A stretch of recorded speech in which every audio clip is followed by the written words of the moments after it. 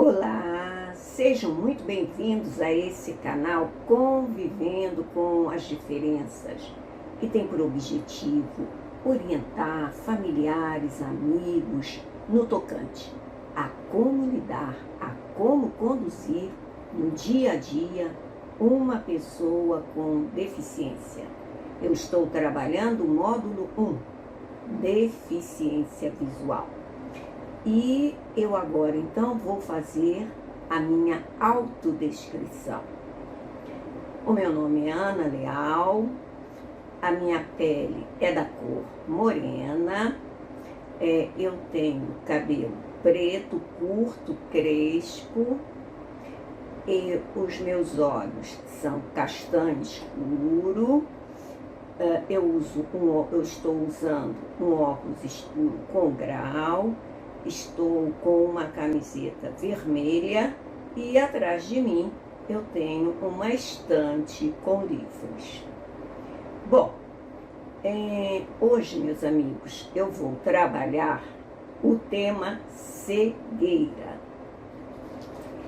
E se você gostar desse vídeo, compartilhe, pois assim outras pessoas poderão assistir a esse vídeo de orientações. Se inscreva no canal, ative o sininho e você receberá todas as notificações. E não esqueça, convivendo com as diferenças, porque todos somos iguais. Bom, vamos agora ao nosso texto. Conceituação de cegueira. Aí eu vou trabalhar um tema, crenças, mitos e concepções acerca da cegueira. A imagem socialmente construída acerca da falta da visão é a de que pessoas com cegueira vivem nas trevas, imersas em uma espécie de noite eterna. Há pessoas que utilizam eufemismos com a intenção de evitar ou suavizar as palavras cego ou cegueira. Bom, nós estamos no século XXI, mas ainda existem muitas concepções errôneas, ainda existem muitos mitos com relação à cegueira, né? E até questões assim, vamos dizer assim, fictícias com relação à cegueira, né? E eu vou até contar aqui um caso de uma amiga que ela é considerada pelos oftalmologistas como cega. Eu já contei esse caso aqui, mas nem sempre as pessoas acompanham aos vídeos. De repente é a primeira vez que você está assistindo a esse canal. Então, essa amiga, ela teve um AVC. E o que aconteceu? Sequelas. Ficaram sequelas. E duas sequelas. A perda da visão e o esquecimento. Então, assim, ela tem que anotar tudo que ela precisa fazer, porque senão ela esquece. A outra coisa é com relação à visão, que é muito interessante. Tem dias que ela acorda e está enxergando. Ela consegue até ler. É lógico, como ela disse, eu não consigo enxergar como eu enxergava antes, mas eu enxergo. E tem dias que eu acordo e não vejo nada. Então, por isso, ela é considerada como uma pessoa cega. É difícil, né? Mas é real.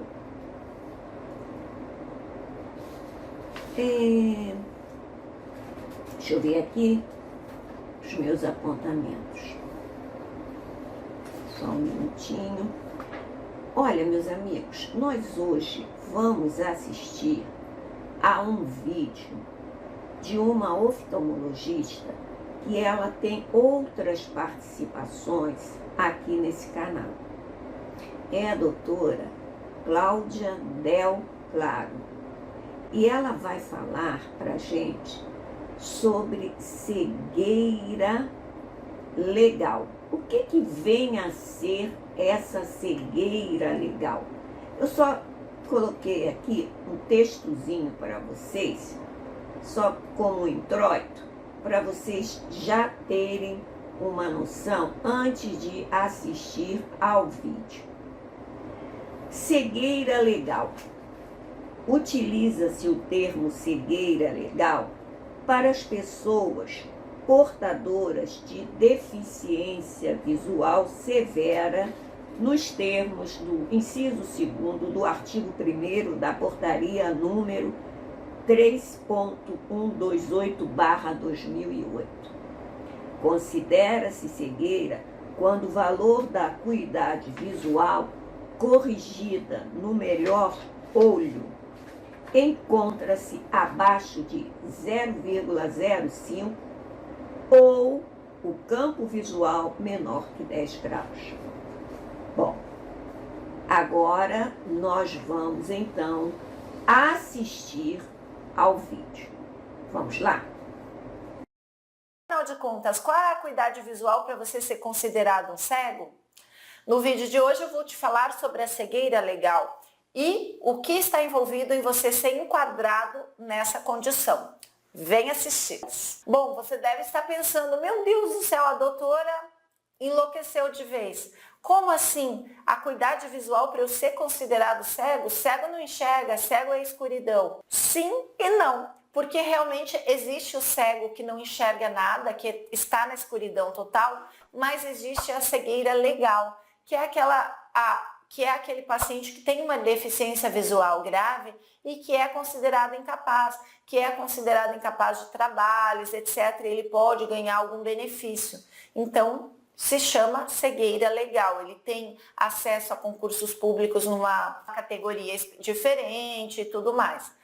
Aí, para você ser considerado um cego legal, você tem que ter uma acuidade visual de acordo com os padrões já estabelecidos. E a acuidade visual, sempre nós vamos falar em duas frações. Então, é um número e um outro número, o numerador e o denominador. O numerador sempre vai ser 20, então é 20, 20, 20, 30, 20, 40, 20, 200, 20, 400. E agora eu vou te explicar exatamente o que significa essa forma de quantificar a visão. Em primeiro lugar, vamos entender a visão normal, visão 20/20. Então, o que significa a visão 20/20? Significa que uma pessoa com a visão normal, 100% de visão, ela precisa ficar a 20 pés de distância do objeto para enxergar a menor letra. Então, você tem a visão normal. Então, se você está a 20 pés de distância, você enxergou a última linha lá daquela tabela de Snellen, você tem a visão perfeita. Para você entender, 20 pés é mais ou menos 6 metros. A visão de 20/30 significa que uma pessoa tem uma limitação de visão, então ela tem que ficar a 6 metros de distância, tá? Para enxergar o que uma pessoa com a visão normal enxerga a 9 metros. Então, assim, 20 está relacionado aos 6 metros, para você entender, e o 30 relacionado a 9 metros. O que significa? É uma visão um pouco diminuída, 20/30. Significa que aquela pessoa com a visão um pouco diminuída, ele tem que ficar a 6 metros de distância para enxergar o que uma pessoa de visão normal enxergaria a 9. um pouco mais distante. Então, tipo, eu tenho a visão super perfeita. Para enxergar aquele tamanho de letra da visão 20/30, eu posso ficar tranquilamente a 9 metros. Você que tem a visão 20/30 tem que ficar a 6, tem que se aproximar um pouco mais para enxergar.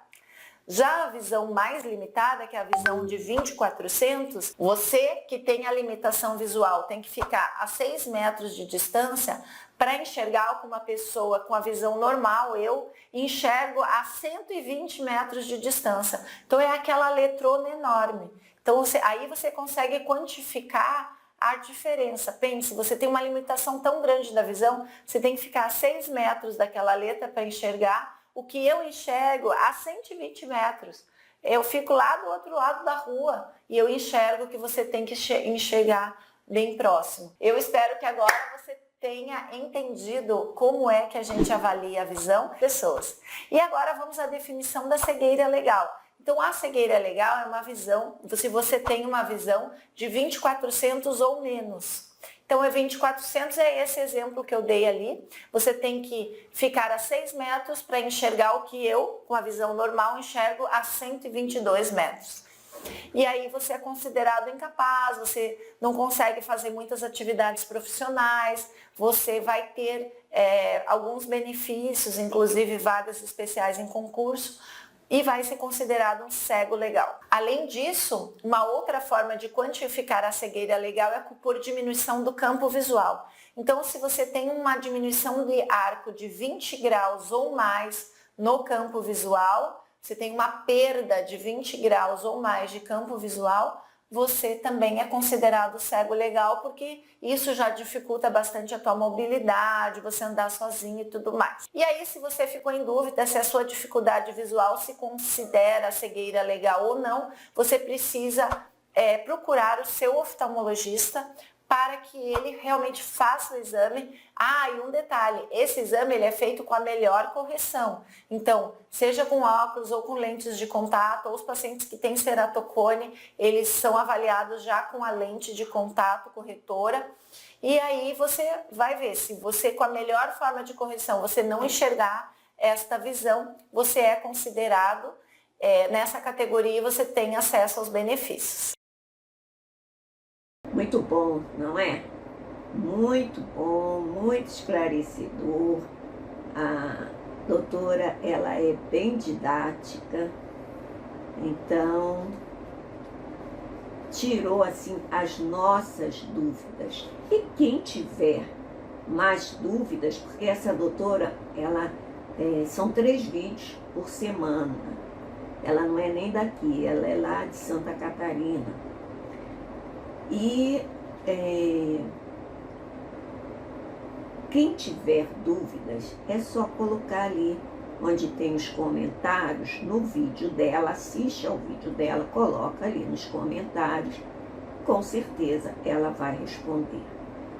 Bom, nós agradecemos muito a doutora. Agora, o que eu vou fazer? A cegueira, ela tanto pode ser congênita, como ela pode ser adquirida. Bom, congênita, vocês já sabem, o bebê já nasce com a cegueira. E a cegueira congênita, ela pode ser causada por lesões ou enfermidades que comprometem as funções do globo ocular.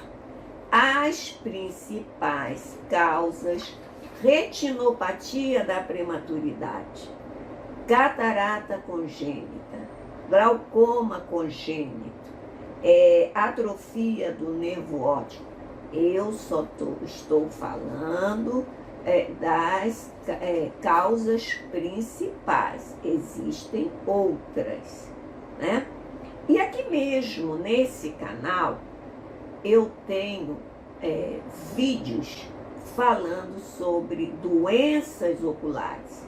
Eu tenho a retinopatia da prematuridade, um vídeo só para isso, um vídeo para o glaucoma congênito e o glaucoma que dá em adulto, na fase adulta, o catarata congênita e a catarata também da fase já adulta. É só vocês irem aqui abaixo desse vídeo, vocês vão ter todos os vídeos desde o primeiro.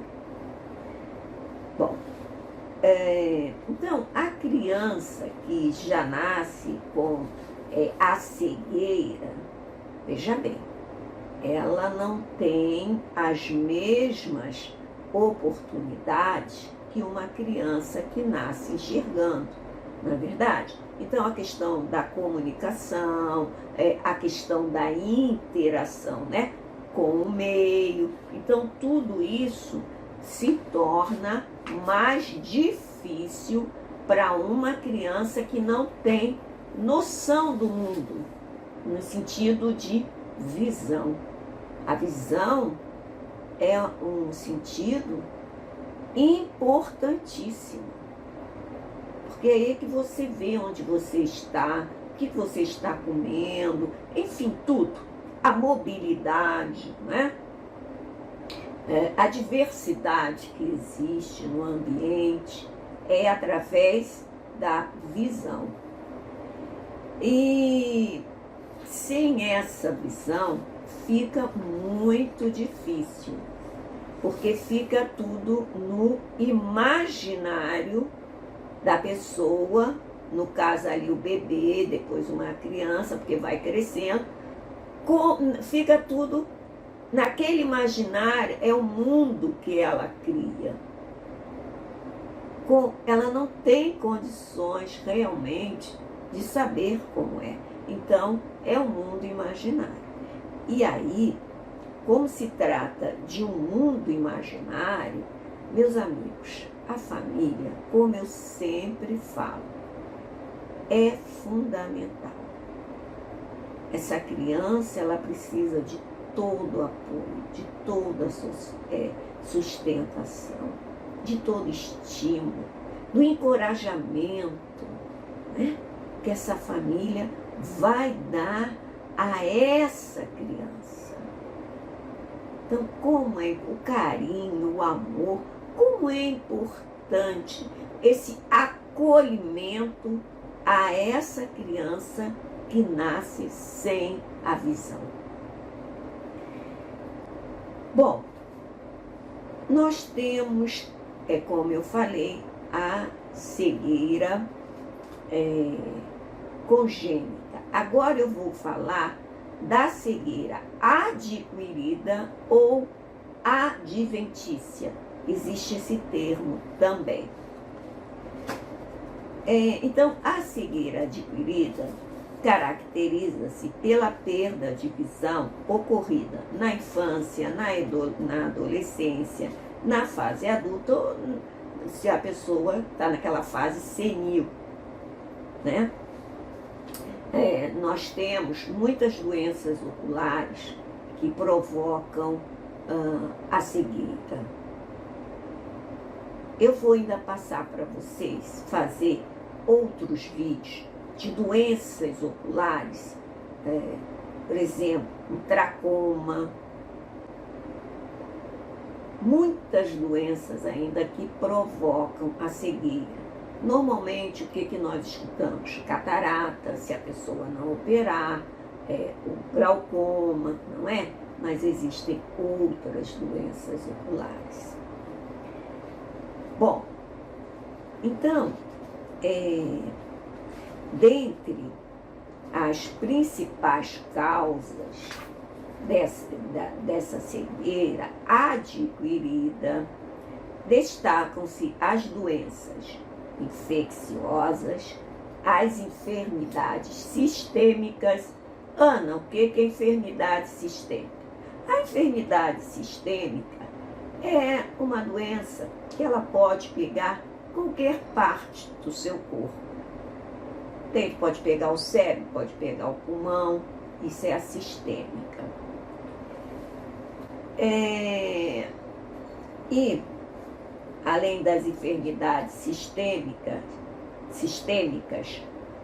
nós temos também os traumas oculares. Eu vou contar aqui outro caso real. É um amigo que já estava, também já contei aqui no canal.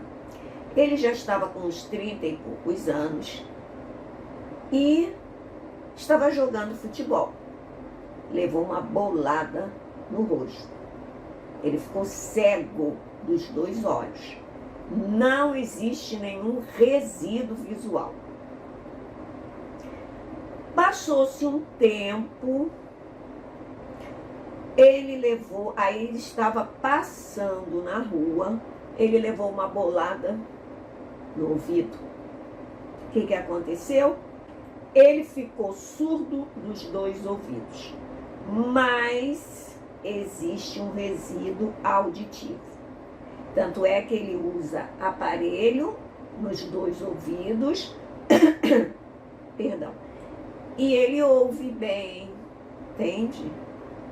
A gente conversa com ele, só precisa falar um pouquinho mais alto, não precisa gritar, né?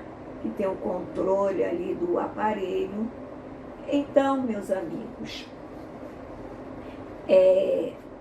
existem outros, né? Outras causas, mas, vamos dizer assim, as principais. Agora, uma coisa que quando a pessoa adquire uma cegueira, a gente precisa levar em conta a idade, as circunstâncias em que a pessoa se encontra,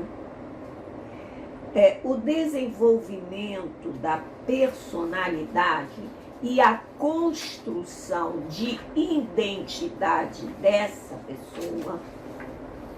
Por quê? Essa pessoa, ela vai sofrer o quê? Um impacto. Veja bem, gente, a pessoa está acostumada a enxergar. Da noite para o dia não enxerga mais, é um impacto muito violento, né? Muito forte. Então, essa perda da visão pode afetar o desenvolvimento psicológico dessa pessoa. Não estou afirmando que vai afetar. Estou dizendo que cada um tem uma condição, né? Então, pode afetar. Mas isso aí vai variar, né? De pessoa para pessoa. Bom, agora vamos observar outros fatores. Eu já falei da idade, né? Essa idade aí em que ocorre essa perda da visão, será que foi na infância? Será que foi quando a pessoa estava numa fase senil? Será que foi quando adulto? Será que foi quando adolescente? Porque isso aí vai influenciar também a idade, né? O grau da deficiência. Será que ainda existe algum resíduo visual? Então, também o grau da deficiência é importante. O que eu já falei, a dinâmica geral da família, né? A outra questão, as intervenções que foram tentadas, porque às vezes existem intervenções, né? Cirurgias, tratamentos, para ver se consegue reverter o quadro.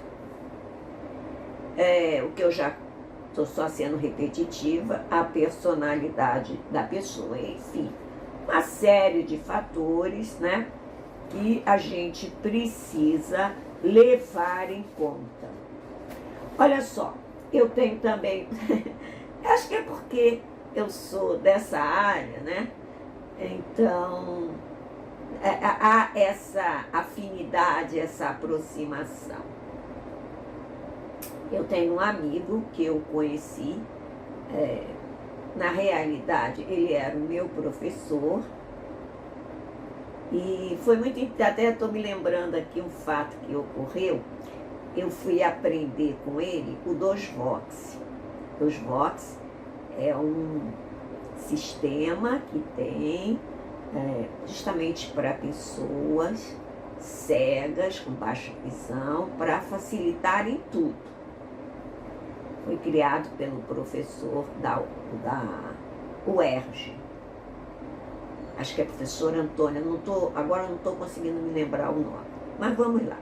Então, muito interessante, porque ele lá no computador era de uma agilidade.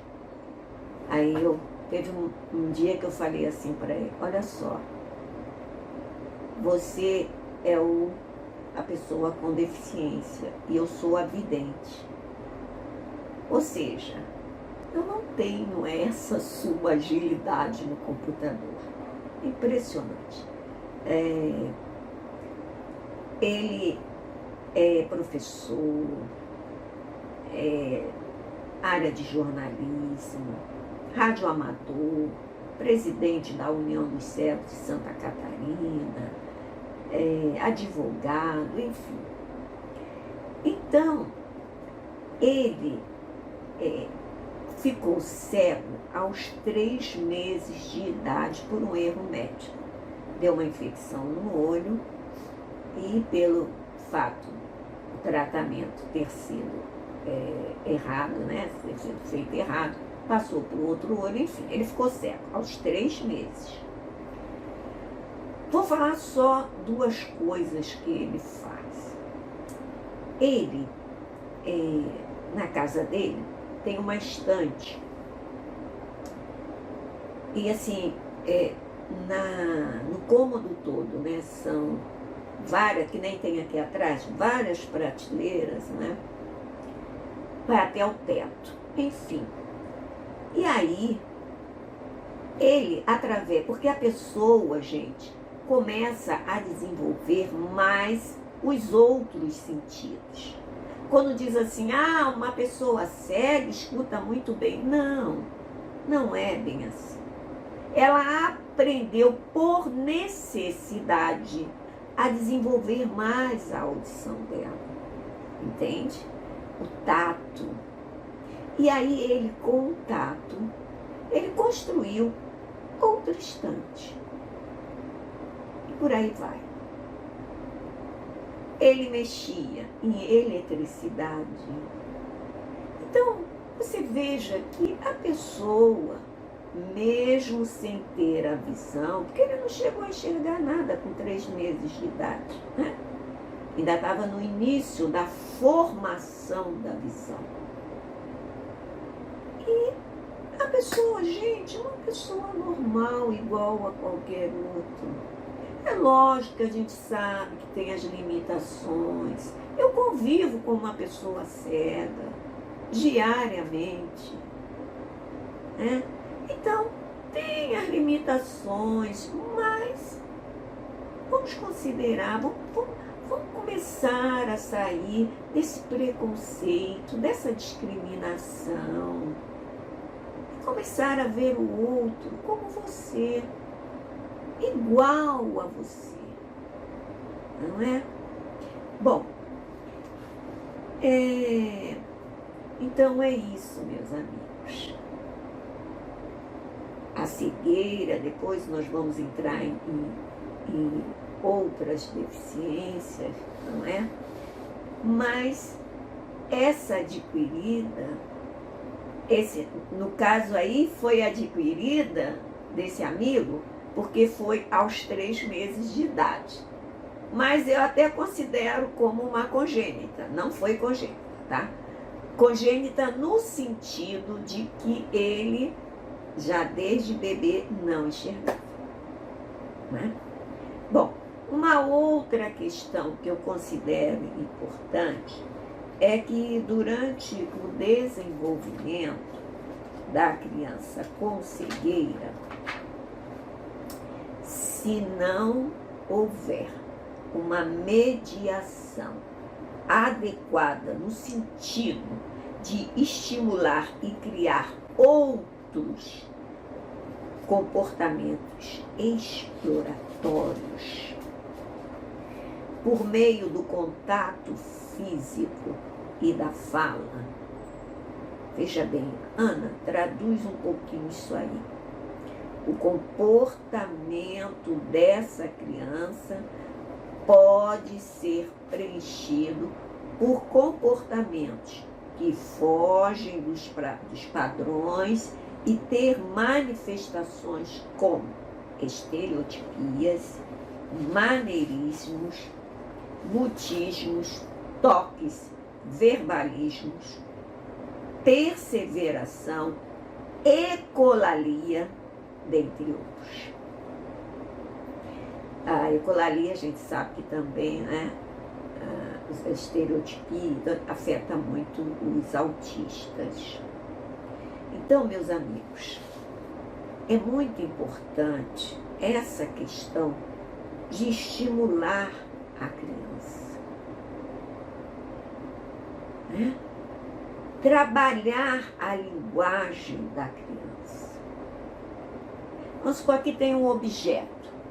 Aqui eu estou com um grampeador. Ele não enxerga, mas você pode ficar passando a mãozinha dele para ele ver como que esse grampeador funciona. Tudo que você puder fazer. E já falei aqui, miniaturas.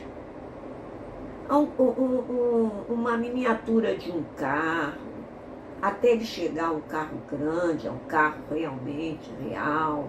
Entende? Tudo que você puder, né, estimular. Porque senão ele vai começar com estereotipias, né? Vai começar com ecolalia e por aí vai. Vai sair dos padrões. Ele vai ter aquelas manifestações, né? Por quê? Porque não foi trabalhado, ele não foi estimulado nessa parte da fala, nessa parte de você manipular, trabalhar o tato e outros, né? A audição, o paladar, colocar aqui um pratinho para ele. Olha, agora nós vamos comer. O que você está comendo? Vamos aprender? Aqui é batata doce. Vamos sentir o gostinho da batata doce? Como é docinha? E por aí vai. Isso aí já é um outro vídeo que eu vou fazer para vocês. Botar na cambuquinha cheirinhos. Cheirinho de sabão em pó, cheirinho de sabão líquido, cheirinho de álcool. E por aí vai para eles aprenderem. Entende? Porque você deixa o álcool lá. Aí ele só vai quando você mostrar, quando você fizer ele sentir o cheiro. E aí a gente trabalha muito com os frasquinhos, com os produtos. Até produto de limpeza. Entende? Para a criança ir conhecendo. Isso tudo são estímulos. Dá trabalho? Dá. Mas precisa haver essa dedicação. E se fosse comigo, eu não gostaria que o outro se dedicasse a mim? Vamos nos colocar no lugar do outro. É muito importante que a gente possa se colocar no lugar do outro. Aí sim, a gente vai entender melhor o outro. Bom, agora eu vou falar de um assunto aqui que é também interessante, que é a cegueira histérica. Cegueira histérica? Sim. Vou ler aqui um textinho para vocês. Nenhum médico é capaz de curar a cegueira da mente. Aí vamos a um outro texto aqui. Estudando mais sobre o cérebro, que é, em verdade, uma máquina impressionante, um verdadeiro painel de controle do nosso corpo. Tudo o que fazemos e como fazemos está relacionado ao bom funcionamento das funções cerebrais. Como todo bom sistema, porém, o cérebro também costuma dar tchutchu. Uma das panes mais conhecidas é a chamada cegueira histérica. Os médicos entendem como transtornos de conversão, distúrbios de somatização, em que o organismo está saudável e a moléstia surge de fatores psicológicos. Há casos de pacientes mudos e até de paralisia. Então, eu vou passar aqui para vocês um artigo que eu descobri muito interessante.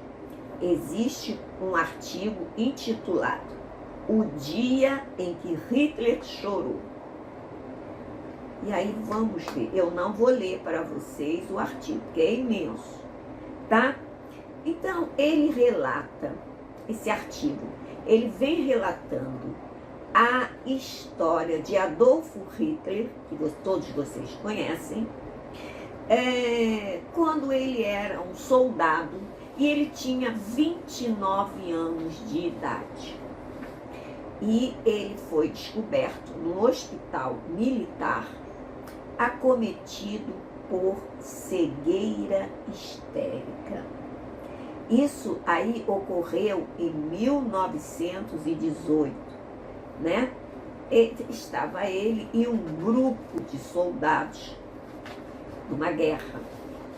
E eles foram atingidos de surpresa por uma nuvem de gás mostarda. Depois pesquisem o que é gás mostarda. Interessante. E com o passar do tempo, ele foi atingido, então, depois eu volto aqui, ele foi atingido, então, juntamente com os companheiros, por esse gás. E aquilo foi um impacto, uma surpresa. E o que aconteceu com ele? Ele ficou cego. Ficou internado, né? Fez tratamento com psiquiatra. E aí ele ficou curado porque não havia fisicamente nenhum sinal de cegueira. Era tudo da mente, né? Vocês sabem que a mente é que comanda tudo. Se a gente tem um aborrecimento, quem vai sofrer é o nosso corpo, não é? Então, aí ele voltou a enxergar. Mas depois, quando ele soube do rendimento da Alemanha, ele voltou a ficar cego. E aí mais tratamento. E ele volta então a enxergar e fez o que ele fez, né? Então nós também temos esse tipo de cegueira, a cegueira histérica. Bom, meus amigos, eu hoje, então, vou ficar por aqui. E se você gostar desse vídeo, deixe seu comentário, não é? Não custa nada. Deixe um comentáriozinho lá, faça uma pergunta. Faça uma pergunta e não esqueça, convivendo com as diferenças, porque todos somos iguais. Um forte abraço a todos.